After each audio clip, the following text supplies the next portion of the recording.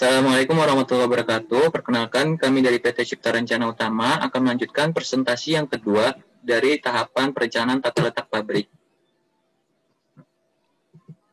Tim kami yaitu saya sendiri, Glenny Makarim, selaku Direktur Utama. Saya Rianto Adi Saputra selaku manajer operasional PT Cipta Rencana Utama. Ya, di sini tahap lanjutannya. Sebelumnya, pada presentasi pertama kami telah mempresentasikan dari dokumen penawaran untuk tahap pertama, tahap kedua kami telah mempresentasikan gambar teknik, tahap ketiga kami telah mempresentasikan operation process chart. Kemudian pada tahapan lanjutannya kami akan mempresentasikan yang pertama routing sheet, yang kedua MPPC, yang ketiga SOJDK3 AKTK, yang keempat AKLL, yang kelima ARC, yang keenam ARD. Pengertian routing sheet. Routing sheet adalah suatu proses penyampaian langkah-langkah operasi yang diperlukan untuk merubah bahan baku menjadi produk jadi yang dihendaki, di mana untuk proses tersebut dibutuhkan informasi-informasi mengenai proses produksi. Routing sheet ini sering disebut juga dengan lembar proses atau lembar operasi. Tahap awal yang harus dilakukan sebelum kegiatan produksi dimulai adalah mengidentifikasi atau menentukan urutan-urutan mesin atau peralatan, proses dan operasi yang sesuai dengan kebutuhan, presentasi scrap, dan efisiensi.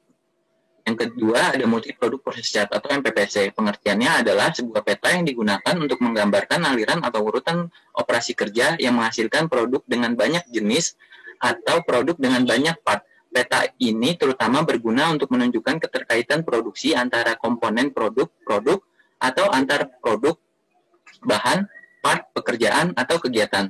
Berdasarkan multi-product process chart, hal yang memiliki pengaruh dalam perencanaan tata letak sebagai berikut. Ya, kemudian ada SOJD AKTK K3. Yang pertama, struktur organisasi. Struktur organisasi merupakan suatu cara pembagian tugas pekerjaan yang kemudian dikelompokkan serta dikoordinasikan secara formal. Sebuah struktur organisasi mempunyai 3 komponen dimensi: kompleksitas, formalisasi, dan sentralisasi. Yang kedua, job description. Menurut Litvo tahun 2013, job description adalah rumusan kewajiban dan tanggung jawab dalam pekerjaan-pekerjaan tertentu yang disusun secara jelas dan teratur. Yang ketiga, ada analisis kebutuhan tenaga kerja atau AKTK. Tujuan pokok dari analisis kebutuhan tenaga kerja pada dasarnya untuk menemukan individu yang kompeten dan yang mampu melaksanakan tugas dan aktivitas dengan posisi atau jabatan yang ada, yang mengakibatkan adanya penekanan terhadap perilaku pegawai yang sedang memegang jabatan maupun yang akan mendudukinya. Yang keempat, kesehatan dan keselamatan kerja atau K3, merupakan suatu ilmu pengetahuan dan penerapannya dalam upaya mencegah kecelakaan, kebakaran, peledakan, pencemaran, dan penyakit akibat kerja. Ya, selanjutnya keempat, analisis kebutuhan luas lantai. Menurut Myers tahun 1993, alokasi area untuk luas lantai adalah proses mengalokasikan ruang antar departemen. Menurut Winjo Subroto tahun 2000, luas lantai adalah luas suatu tempat atau area yang akan digunakan dalam mengolah suatu bahan atau dalam mengerjakan suatu proses produksi. Guna melakukan suatu perencanaan tata letak pabrik dan pemindahan bahan, dibutuhkan beberapa kebutuhan lahan atau luas lantai untuk kegiatan produksi pabrik yang akan didirikan, serta fasilitas-fasilitas pendukung lainnya. Next. Nomor 5. Activity Relation Chart atau ARC. Menurut Apple tahun 1990, peta keterkaitan kegiatan atau Activity Relation Chart adalah teknik ideal untuk merencanakan keterkaitan antara setiap kelompok kegiatan yang saling berkaitan. Keberkaitan peta berkaitan juga merupakan aktivitas atau kegiatan antara tiap-tiap bagian yang menggambarkan tingkat hubungan ruang. Oleh karena itu dibuatlah suatu peta keterkaitan kegiatan di mana dapat dilakukan bagaimana hubungan yang terjadi dan harus dipenuhi sesuai dengan tugas-tugas dan hubungan yang mendukung. Proses ke-6, Activity Relationship Diagram atau ARD merupakan Apple. Menurut Apple tahun 1990, Activity Relationship Diagram atau diagram keterkaitan kegiatan merupakan diagram balok yang menunjukkan pendekatan keterkaitan kegiatan yang menunjukkan setiap kegiatan sebagai suatu model kegiatan tunggal. Pada saat menyusun ARD ini kemungkinan terjadinya error sangat besar karena berangkat dari asumsi bahwa semua departemen berdekatan satu sama lain. Adapun yang dimaksud error di sini adalah suatu keadaan di mana mesin-mesin, departemen-departemen yang mendapat prioritas satu tidak dapat menempati posisinya untuk saling berdekatan satu sama lain tanpa ada pembatas dari departemen lainnya. Inilah adalah routing sheet dari perusahaan kami, yaitu PT Cipta Rencana Utama. Di sini kami menggunakan aplikasi yaitu Microsoft Excel, di mana data-datanya kami dapat dari proses sebelumnya, yaitu operasi persen chart. Di sini ada nomor part, kode operasi berikutnya, urutan proses operasi, mesin dan peralatan, atau piece per unit. Kapasitas per jam didapat itu dari kapasitas dibagi cycle time. Dan di sini cycle time-nya didapat dari OPC, scrap-nya didapat dari operation process chart. Jumlah produksi yang diharapkan ini sesuai dengan apa yang diharapkan oleh perusahaan kami. Jumlah produksi yang disiapkan itu didapat dari jumlah produksi yang disiapkan dikurang scrap dibagi sama jumlah produksi yang diharapkan. Produksi dengan efisiensi 78% itu didapat dari jumlah produksi yang disiapkan dibagi 0,78. Pembuatan mesin teoritis dibagi dengan efisiensi 78%. Terus untuk pembuatan mesin aktual itu didapat dari proses sebelumnya. Terus inilah pabrikasi satu lanjutannya sama seperti tadi yang sudah saya jelaskan. Sub assembly sama. Next, untuk main assembly sama, untuk yang tadi saya telah jelaskan. Untuk kebutuhan mesin pabrikasi satu sama. Untuk kebutuhan mesin pabrikasi satu lanjutan sama. Kebutuhan mesin sub ASI sama. Terus untuk kebutuhan mesin main ASI sama kayak sebelumnya. Nah, ini adalah ringkasan dari routing sheet. Di sini kami mendapatkan jumlah dari pabrikasi yaitu 68, jumlah sub assembly 1 13, sub assembly 28, main assembly 24, total mesin yang kami butuhkan untuk menjalankan suatu perusahaan ini kami mendapatkan 113 mesin. Ya, berikut ini adalah dari MPPC multi produk processor perusahaan kami. Di sini ada rock lumber, nomor partnya dari OPC, terus kemudian di sini nomor part 102 dan seterusnya. Di sini juga ada keterangan. Terus di sini adalah keterangannya storage, masih dalam penyimpanan. Kemudian dilanjutkan ke pabrikasi. Di sini ada nomor part. Kemudian di kolomnya itu ada nama mesin. Di setiap kolom kita isi mesin dan peralatan yang dibutuhkan. Mulai dari meteran, mesin stamping, kemudian dari masing-masing tersebut kita lakukan peletakan dan diurutkan berdasarkan mesin yang dibutuhkan sampai seterusnya sampai dengan peralatan visual control. Kemudian dirakit ke subassembly 1. Di subassembly 1 keterangannya di baris adalah nomor ASI, terus di selanjutnya keterangannya perakitan dari mana, terus nama mesin yang digunakan, terus kemudian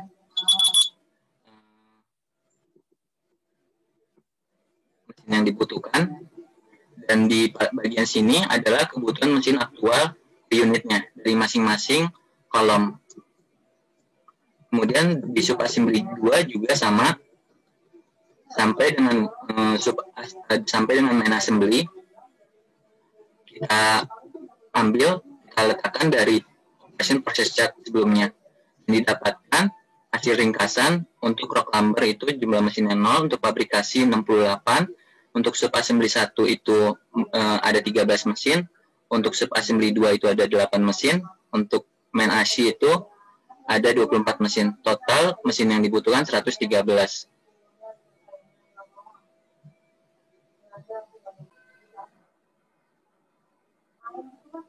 Di sini tahap berikutnya yaitu struktur organisasi dari PT Cipta Rencana Utama. Di sini ada direktur, sekretaris dan tim penelitian dan pengembangan. Di sini ada kepala divisi. Setelah itu ada di bawahnya ada manajer. Di bawahnya manajer ada supervisor. Di bawahnya supervisor ada foreman. Di bawahnya foreman ada group leader untuk operator. Di bawahnya group leader ada operator. Dan selanjutnya yaitu ini adalah job description dari PT Cipta Rencana Utama. Di sini ada direktur. Bisa kita lihat sendiri tugas-tugasnya sampai ke akhir.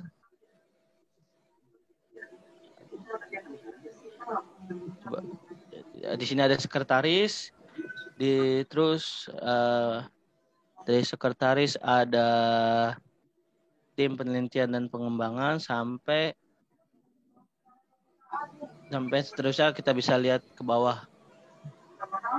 Terus di sini ada analisis kebutuhan tenaga kerja, kapasitas 60 unit per jam dan untuk didapat 78%. Di sini ada kesimpulannya, jumlah tenaga kerja yang dibutuhkan pada PT kami itu 1 kepala divisi 4 pekerja, 2 manajer 10 pekerja, 3 supervisor 8 pekerja, 4 foreman dibutuhkan 29 pekerja, 5 staf 45 pekerja, 6 group leader 38 pekerja, 7 operator 109 pekerja. Operator pabrikasi membutuhkan 64 pekerja, operator sub ASI 1 13 pekerja, operator sub ASI 2 8 pekerja, operator main ASI 23 pekerja, operator storage 6 pekerja, operator warehouse 6 pekerja, operator pemilihan mesin 4 pekerja, operator quality control 4 pekerja. 11 ada tenaga kerja langsung membutuhkan 175 pekerja, 12 tenaga kerja tidak langsung membutuhkan 105 pekerja, 13 total tenaga kerja yaitu 280 pekerja. Di sini alat pelindung diri yang dipakai PT Cipta Rencana Utama yaitu ada safety helmet, overall, terus pelindung wajah, kedok las, sarung tangan, penutup telinga, masker, safety shoes, kacamata pelindung dan aluminium apron. Kita bisa lihat. Terus next, di sini ada rambu-rambu kewajiban atau mandatory scene. Rambu kewajibannya di sini ada menggunakan helm keselamatan. Kedua ada gunakan pakaian pelindung. Sisanya bisa lihat selebihnya ke bawah. Wah, terus di sini ada rambu peringatan warning sign atau di sini rambu peringatan. Satu ada peringatan akannya bahaya, kedua ada hati-hati bahan mudah terbakar. Selebihnya kita bisa lihat ke bawah. Terus di sini ada rambu larangan prohibition sign atau di sini ada satu dilarang merokok, kedua dilarang menyalakan api. Selebihnya kita bisa lihat ke bawah. Di sini ada rambu petunjuk arah dan keadaan darurat emergency atau direction sign. Di sini ada arah evakuasi, kedua ada titik berkumpul, ketiga ada pintu darurat, selebihnya bisa kita lihat ke bawah. Di sini ada label bahan beracun dan berbahaya atau label B3. Di sini satu ada bahan mudah meledak, kedua ada bahan mudah terbakar, ketiga ada gas bertekanan, yaitu selebihnya bisa lihat ke bawah. Ya, berikut ini adalah analisis kebutuhan luas lantai PT Cipta Rencana Utama. Pada untuk luas lantai untuk total luasnya itu dihitung dari total luas pabrikasi ditambah dengan total luas subassembly ditambah total luas assembly. Dapatkan hasil bahwa untuk total luas produksi itu dibutuhkan 9.901,68. Kemudian kita pindah ke total luas bahan baku utama. Di sini kita ambil dari operation process chart. Masing-masing part itu membutuhkan production size-nya ini adalah panjang lebar tingginya, kemudian material yang material panjang lebar tinggi dari materialnya, kemudian tipe-tipe dari masing partnya itu pipa besi, karet, plastik, busa, flat sheet mesis, dan kain perkat. Kemudian kita lakukan perhitungan dari jumlah bobot materialnya, kemudian di sini adalah dimensi dari material handlingnya. Untuk pipa besi ini dalam ukuran milimeter, yaitu 2980 panjangnya, lebarnya 980 mm, dan tingginya 1000 meter. Kemudian ini nomor dari baris material handlingnya. Untuk kolom 21 itu baris dari kolom material handlingnya. Kemudian kita lakukan perhitungan penumpukan dari material handlingnya. Ini adalah ukuran dari masing-masing rak untuk pipa besi, tak besi, dan seterusnya. Dan ini adalah kebutuhan raknya. Didapatkan untuk pipa besi, kebutuhan raknya itu adalah 13, pipa besi 170, dan seterusnya. Ini untuk karet dan kain perekat. Kita masukkan ke dalam rak. Itu totalnya untuk luas bahan baku utama yaitu 729 ditambah 9, totalnya 738. Kemudian kita pindah ke total luas bahan baku penolong. Ini kita dapatkan dari operation process chart, yaitu ada kawat tas, benang, lem, baut, mur, plastik wrapping. Kemudian kita lakukan perhitungan, dan ini adalah ukuran dari palet masing-masingnya, yaitu 1 kali 1 kali 1 meter. Ini dalam milimeter, kita jadikan meter. Kemudian ini adalah ukuran dari raknya, dan didapatkan dari hasil total perhitungan yang dibutuhkan adalah 51,6 meter persegi. Ini adalah total luas dari gudangnya. Total dari luas gudangnya itu partnya adalah plastik wrapping. Ini adalah size-nya, dan ini ukuran paletnya. Kemudian kita lakukan perhitungan dan didapatkan total luas untuk gudang adalah 129. Kemudian kita pindah ke total luas pelayanan produksi. Di sini ada gudang peralatan, tempat pembuangan scrap, garasi forklift dan handlift, tempat pembuangan limbah dengan total luas 73,5. Dan ini adalah total luas pelayanan personal di pabrik dengan total luas 117. Di sini total luas pelayanan umum dengan totalnya adalah 319,5. Terus kemudian di sini ada total luas pelayanan kantor. Total luas pelayanan kantor itu ada lantai 1 dengan total luasnya 247, lantai 2 dengan total luas 214,5. Kemudian ini total pelayanan di kantor untuk personil di lantai 1 dengan total luasnya 201, untuk lantai 2 dengan total luas lantainya 54. Ini adalah ringkasan dari masing-masing perhitungan tadi. Kita masukkan dari total luas produksinya, terus kemudian total luas produksi dikali allowance 40%, kita beri jarak. Kemudian total luas bahan baku utama dan bahan baku penolong, yaitu ini 789,6. Untuk reshaping, warehouse, kita lakukan perhitungan sampai seterusnya, dan kita jumlahkan. Dan terakhir kita masukkan total luas dari jalan, taman, dan parkir. Didapatkan dari 75% dari subtotal. Dan total kebutuhan luas lantai dari pabrik dan kantor ini yaitu 304.494,6 ditambah 2.620,95, hasilnya 6.115,55. Ini adalah hasil activity relationship dari PT perusahaan kami. Dari AKLF tadi kita masukkan di fasilitas pabrik, dari reshaping sampai gudang perlengkapan, kita urutkan. Kemudian kita beri derajat kedekatan. Di sini ada keterangan untuk derajat kedekatan. Untuk A itu mutlak, warna merah. Untuk E itu sangat penting, warna oranye. Untuk I itu penting, warna hijau muda. Untuk O itu biasa dengan warna biru muda. Untuk U tidak penting, warna putih. Dan untuk X itu tidak diinginkan, warna coklat. Di sini kita kasih penilaian untuk reshaping dan storage. Kita kasih dia derajat kedekatannya adalah A dengan alasannya 1, 4, 1, 11, 13, 18. Ini adalah derajat kedekatan alasannya. Kemudian didapatkan hasil ringkasan untuk reshaping A. Untuk reshaping derajat kedekatan A ada di fasilitas 2, untuk E fasilitas 7, untuk I ada di 6 sama 10, untuk O itu 3, 12, 13, 14, dan seterusnya. 3, 12, 13, 14. Untuk U itu 4, 5, 9, 15. Untuk X 11. Kemudian kita lanjut ke total luas fasilitas di kantor lantai 1. Di sini kita urutkan dari AKLL yang sebelumnya, toilet pelayanan umum, sampai dengan taman, jalan, dan parkiran. Kita beri penilaian derajat kebebasan dan kedekatan alasannya.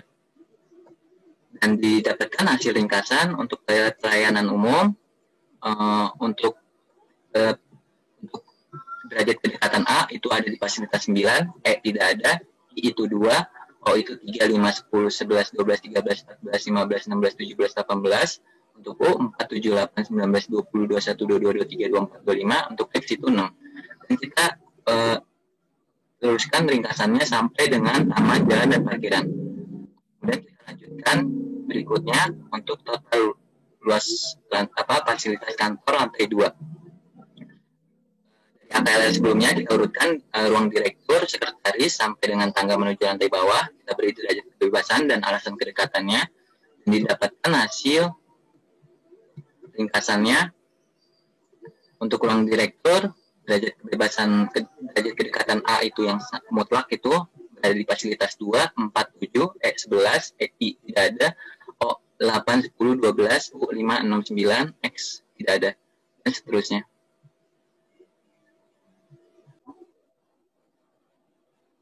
Dari hasil ARC sebelumnya, kita lakukan algoritma collab untuk pembuatan ARD. Di sini untuk lantai pabrik kita tempatkan dari reshaping sampai gudang perlengkapan. Kemudian kita taruh yang dari ARC sebelumnya ke dalam core lab ini. Kemudian kita lakukan perhitungan. Dan didapatkan untuk fasilitas 1 itu A-nya ada 1, E-nya ada 1, I-nya ada 2, O-nya 4, U-nya 5, X1, dan total jumlah adalah 14. Kemudian kita lakukan TCR perhitungan. Untuk TCR perhitungan, dari masing-masing kolom itu kita kalikan. Untuk A itu kita kalikan 4, untuk E itu kita kalikan 3, untuk I itu kita kalikan 2, untuk O itu kita kalikan 1, untuk U itu kita kalikan 0, untuk X itu kita kalikan min 1. Dan kita lakukan pemeringkatan dari hasil TCR-nya. Dan didapatkan bahwa hasil peringkat pertama dengan total TCR-nya 20, yaitu di kode fasilitas 3. Kemudian kita tempatkan di kode fasilitas 3. Kemudian kita lihat peringkat keduanya, yaitu di sini peringkat kedua adalah dari kode fasilitas nomor 2.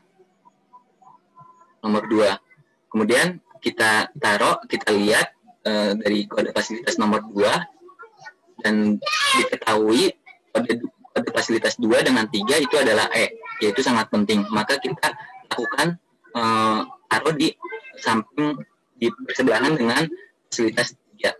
Dan seterusnya kita lakukan perhitungan seperti tadi.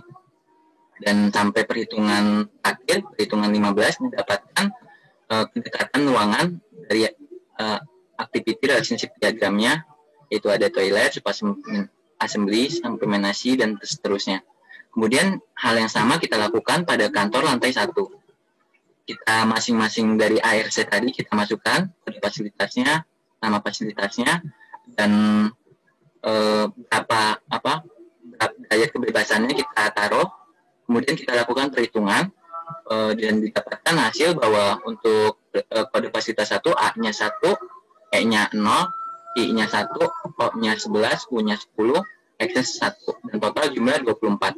Dan kita lakukan TCR perhitungan dan didapatkan hasil perhitungan bahwa tingkat pertama yaitu adalah kode fasilitas nomor 12. Kode fasilitas nomor 12. Kemudian kita lakukan tingkat kedua yaitu kode fasilitas nomor 13, dan kita lihat di sini ada fasilitas 12 dengan 13 itu sangat mutlak, maka kita taruhkan bersebelahan. Dan seterusnya kita lakukan iterasi demikian sampai tingkat akhir yaitu 25. Didapatkan hasil gambaran sebagai berikut. Itu pun kantor dari lantai 2. Dan didapatkan hasil sebagai berikut.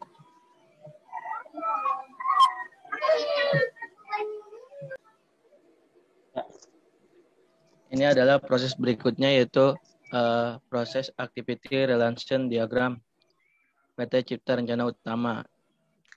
Di sini ada fasilitas pabrik. Di sini ada ruangan kebersihan, toilet pabrik, ruang ganti dan locker, receiving, sampai dengan tempat pembuangan scrap.